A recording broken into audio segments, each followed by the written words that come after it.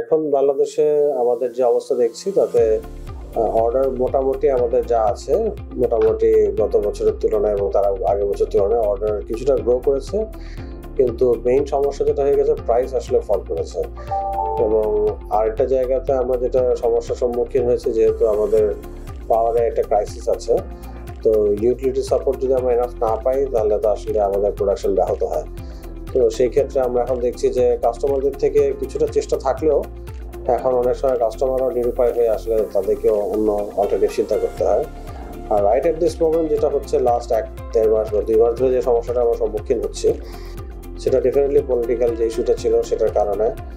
তো সেটার জন্য আমাদের কাস্টমাররা প্রথম দিকে তারা সিম্প্যাথেটিক ছিল, কিন্তু এখন তাদেরও আসলে ধৈর্যের বাঁধ ভেঙে যাচ্ছে আমার কাছে মনে হয়। বিকজ তাদের তো সামনে ব্ল্যাক ফ্রাইডে আছে, থ্যাঙ্কস গিভিং আছে, ক্রিসমাস আছে, তাদের তো আসলে মালটা লাগবে। তো ওই জন্য অনেকে এমার্জেন্সি করে কিছু কিছু অর্ডার আসলে সরিয়ে ফেলছে, নিয়ে শোয়িং করে ফেলছে, স্পেশালি পার্টিকুলারলি সাউথ আমেরিকা এবং টার্কিতে। এবং যে সমস্ত জায়গার জন্য ওরা আগে কখনো চিন্তা করে নাই, এখন হঠাৎ করে আমার কাছে মনে হলো কিছু কিছু কাস্টমার অল্টারনেটিভ চিন্তা করছে, যেমন বাংলাদেশের পাশাপাশি নেক্সট সিজনে ইন্ডিয়া পাকিস্তানে হয়তো কিছু অর্ডার চলে যাবে, এবং ওনারা হয়তো বাংলাদেশকে যেভাবে একচেটিয়া মনে করতো সেফ ডেস্টিনেশন ফর প্রোডাকশন, এখন হয়তো ওটা কিছুটা হলো ব্যাঘাত ঘটছে। বাট আই হোপ এটা চেঞ্জ হবে, যেহেতু আমাদের পলিটিক্যাল স্টেবিলিটি আমরা আশা করছি থাকবে, চলে আসবে, ফিরে আসবে। এবং যেহেতু ডক্টর ইউনূসের একটা ভালো একটা সুনাম আছেন সারা বিশ্বে, তো সেটাকে যদি আমরা কাজে লাগাতে পারি এবং সেটা উনি যদি এই বিষয়ে আরও কিছু পজিটিভ মেসেজেস দেয় ওয়েস্টার্ন কান্ট্রিজগুলোতে, তাহলে হোপফুলি এটা থেকে আরও উঠে আসতে পারবো। But at this moment it is quite challenging. আর আরেকটা যেটা চ্যালেঞ্জের কথা বলছিলাম, যে আসলে আমাদের ম্যানুফ্যাকচারিংয়ে আমরা এখন ভেরি মাচ পাওয়ার ড্রিভেন, আমাদের গ্যাস এবং ইলেকট্রিসিটির প্রয়োজনীয়তা খুব বেশি। এখন সেই জায়গা থেকে আমরা আনইন্টারাপ্টেড পাওয়ার সাপ্লাই না পাই, তাহলে আসলে আমাদের প্রোডাকশন ব্যাহত হচ্ছে এবং খরচ অনেক বেড়ে যাচ্ছে। আমরা যে পরিমাণ ডিজেল ইউজ করতে হচ্ছে, দেখা যাচ্ছে অনেক সময় মার্কেটে সেই পরিমাণ ডিজেলও পাওয়া যায় না, সিএনজির উপর ডিপেন্ড করতে হচ্ছে, কারণ লাইনে গ্যাস নাই, এলপিজির উপর ডিপেন্ড করতে হচ্ছে, সব মিলে আসলে প্রোডাকশন কষ্ট বেড়ে যাচ্ছে। তো এই জায়গাগুলোতে আমরা কম্পিটিটিভনেস লুজ করবো ডেফিনেটলি, কারণ আমরা অলরেডি জানি আমাদের বেতনটা বেড়ে গেছে 55%-এর উপরে, এই বছরই মাত্র বাড়লো, এবং প্রতি বছর এটা 5% হারে বাড়তেই থাকবে, সাথে ইনফ্লেশন অ্যাডজাস্টমেন্ট আছে। সো এই জায়গাগুলোতে আসলে আমাদের নজর দেওয়া লাগতে পারে। সো বহুমুখী চ্যালেঞ্জ, বাট আমি তাও হোপফুল যে এখান থেকে আমরা বের হয়ে আসতে পারবো। আমাদের গ্রুপ তো এখানে তো আমাদের স্পিনিং আছে, গার্মেন্ট আছে, প্রিন্টিং আছে, প্লাস আমাদের অক্সিলারি ডিপার্টমেন্ট, আমরা অল ওভার পেইন্ট ছাড়াও আমরা প্যানেল পেইন্টিং করে থাকি এবং এমব্রয়ডারি ইউনিটস আছে। এবং আসলে এটা আমাদের বেশ বড় একটা গ্রুপ। এখানে যেহেতু আমরা যে সমস্ত কাস্টমারদের সাথে কাজ করি তারাও খুব খুশি, বিকজ এখানে আসলে অনেক কিছু প্রোডাক্টই তারা একসাথে পাচ্ছে, which includes knitwear, তার মধ্যে আবার seamless, sports wear, regular nets, সাথে sweater which is from flat nets। এবার আমরা ডেনিম ফ্যাব্রিক করি, আমাদের স্পিনিং মিলও আছে।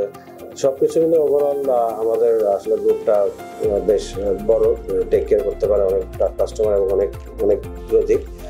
এখানে আমাদের অ্যারাউন্ড 22,000 পিপল আমাদের এখানে আমাদের গ্রুপে আমরা কলিগস আছেন, আমরা একসাথে কাজ করি ফ্যাক্টরি এবং হেড অফিস মিলিয়ে, ফ্যাক্টরি ইউনিটসগুলো সহ। আর এর মধ্যে আমাদের গ্রুপের মধ্যে গার্মেন্ট ইউনিটগুলো যেগুলো আছে সবগুলো আল্লাহর রহমতে এখন পর্যন্ত ভালো আছে। আর আমাদের ওভারঅল আমরা যেটা টার্গেট করেছি লাস্ট 5 বছর ধরে, আমরা চেষ্টা করেছি যে আমরা একটু ট্রেডিশনাল বায়ার থেকে বের হয়ে এসে আমরা একটু হাই এন্ড বায়ারের সাথে কাজ করব, এবং সেই দিকে আমরা যাচ্ছি। যে কারণে আমাদের দেখা যাচ্ছে যে কম্পিটিশনটা আমাদের লোকাল মার্কেটের সাথে কম, আমাদের কম্পিটিশন বেশি ইন্টারন্যাশনাল মার্কেটের সাথে, particularly with Chinese and with Vietnamese. So বাংলাদেশে দেখা যায় আমরা যে ব্র্যান্ডে কাজ করি সেগুলোতে অন্য বাংলাদেশি ফ্যাক্টরিটা কম আছে। অ্যান্ড আমরা এটা জায়গায় ফোকাস করেছিলাম যে আমরা কষ্ট করে হলেও আমরা হাই এন্ডের দিকে যাব, হাই ভ্যালুর দিকে যাব। তো আমাদের চেয়ারম্যান সাহেবের আগের থেকে এটা ফোকাস অ্যান্ড গোল ছিল, সেভাবেই আরেট করা, এবং আমরা সেটাই ফলো করার চেষ্টা করছি। যেমন এখন সোয়েটারও আমরা যেটা করছি যে আমরা বেসিক সোয়েটার খুবই কম, আমরা মোস্টলি হাই এন্ড করে আমরা fashion wear, evening wear, luxury dresses, party wear এগুলো বানাই। সো এগুলা বাংলাদেশে খুবই রেয়ার, এবং অনেক কাস্টমার আসলে জানেও না যে এগুলো আমরা করে থাকি। তো যারা যখন দেখতে আসে তখন তারা অবাক হয় যে ফ্ল্যাটনেটে তোমরা এগুলো করো, আমরা তো সব চায়নাতে করতাম।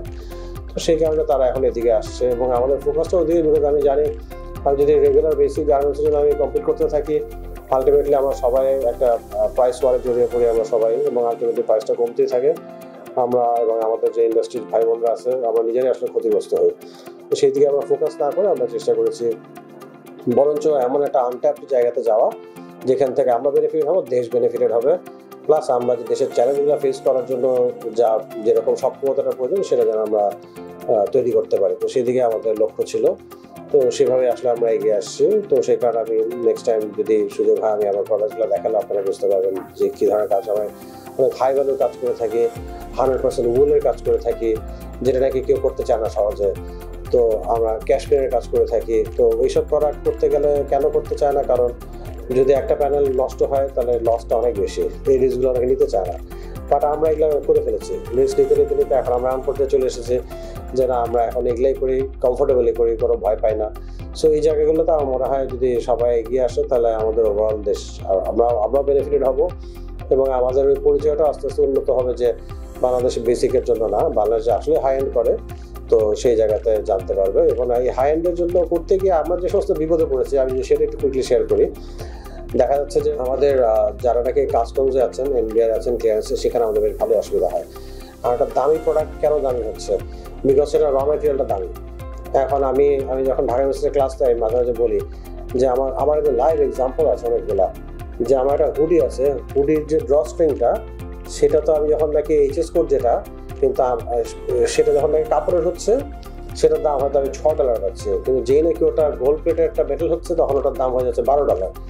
তো এখন ওইটা যখন নাকি আমি ছাড়াতে চাচ্ছি তখনই আমার কাস্টমার আটকে দিচ্ছে, ওনার মতো না এটা এইচএস কোড হবে না, একজন পাস করছে একটা, আরেকজন পরের বার আবার ওটা পাস করা যাচ্ছে না, ঘুষ দিতে হচ্ছে। তো এটা নিয়ে আমাদেরকে এত চ্যালেঞ্জে পড়তে হচ্ছে। তো একদিকে আমি হাই এন্ডে যেতে চাচ্ছি কিন্তু আমি পারছি না, অথচ আমি যদি ওই বেসিকের মধ্যেই থাকি তাহলে তো আমার হবে না, এবং আমাকে হাই এন্ডে যেতে হলে আমার কিছু হাই এন্ড র ম্যাটেরিয়ালস লাগবে। এই আন্ডারস্ট্যান্ডিংটাও দরকার, এবং এইচএস কোডের বিষয়টা যদি সহজ এবং সুবিধাজনক করে দেয়, কারণ আমরা তো প্রকৃত ব্যবসায়ী, আমাদের তো এখানে চুরি করার আমাদের কোনো চিন্তা নাই, চেষ্টা নাই, সেটাও বুঝতে হবে।